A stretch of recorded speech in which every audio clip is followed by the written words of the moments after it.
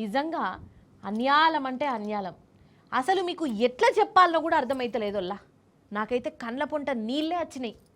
పెనిమిటి చేసిన అప్పుకు భార్యను చెట్టుకు కట్టేసుడు ఇదేం తరీకా? అసలు వాడెవడు? వాందేమి తరీకా? వాందేం కంతిరేషం? అసలు తలుసుకుంటుంటేనే నాకు బీపీ లేస్తున్నది. పానమంతా కలుక్కుమంటుంది. పాపం ఆ అక్క ఎంత తన్లాడింది కావచ్చు. ఆ అక్క పిల్లలు ఎంత గోసపడ్డారు కావచ్చు మా అమ్మని కట్టేసిరని. ముచ్చటేందో చూద్దాం పాన్రి పురాగా. ఘోరం అంటే ఘోరం మరి ఇది. ఈడ చూడురి పాపం ఒక అక్కను చెట్టు కట్టేసి సతాయిస్తురు. ఆమె చేసిన తప్పేందంటే పెనిమిటి చేసిన బాకీ ఈమె తీర్చలేదట. అప్పిచ్చినోడు చెట్టుకు కట్టేసిండు. మన పక్క రాష్ట్రం ఆంధ్రలో ఉన్న చిత్తూరు జిల్లాల నారాయణపురం అనే ఊరున్నది.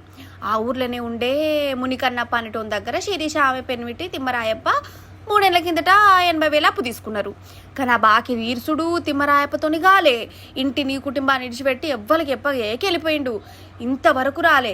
కానీ శిరీష పెనిమిటి లెక్క పారిపోలే. జిమ్మెదారు తీసుకొని ధైర్యంగా నిలబడ్డది. పిల్లలను పట్టుకొని ఊర్లోనే ఉన్నది.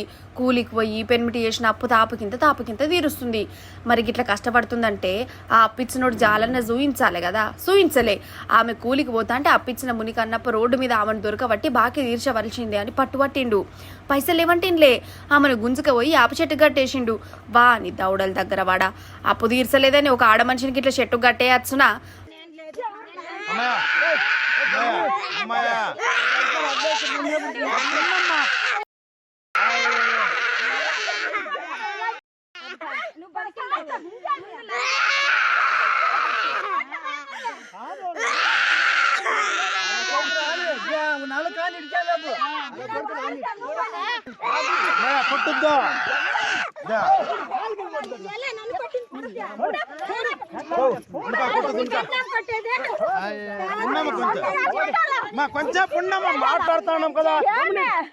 పాపం బండి మీద కూర్చున్నాడు ఒక పిల్లగాడు కనబడుతుండు కదా.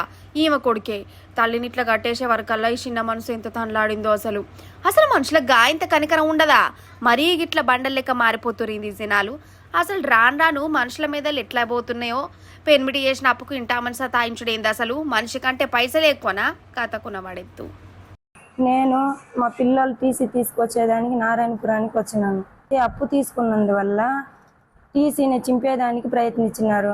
నేను చేయలేసి పీక్కున్నాను. అయినా కూడా బట్టలనంతా గుంజి బయట వస్తేనే నన్ను కొట్టి లాక్కెళ్ళి చెట్టుకు కట్టేసి మార్చేసినారు. ముందు మా ఆయన్నే చేసినారు.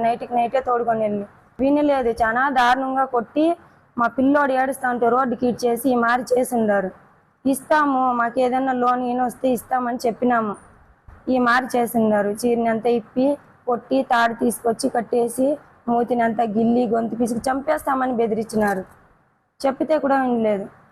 దారులు పోయి వచ్చేవాళ్ళు ఈ మారి కట్టేయడం లేడీస్ని తప్పు అని చెప్పిన తర్వాత అప్పుడు కూడా వినలేదు. ఏమన్నా ఉంటే నువ్వు కట్టేసి తీసుకెళ్ళు అని చాలా దారుణంగా కొట్టినారు సార్ లోపల.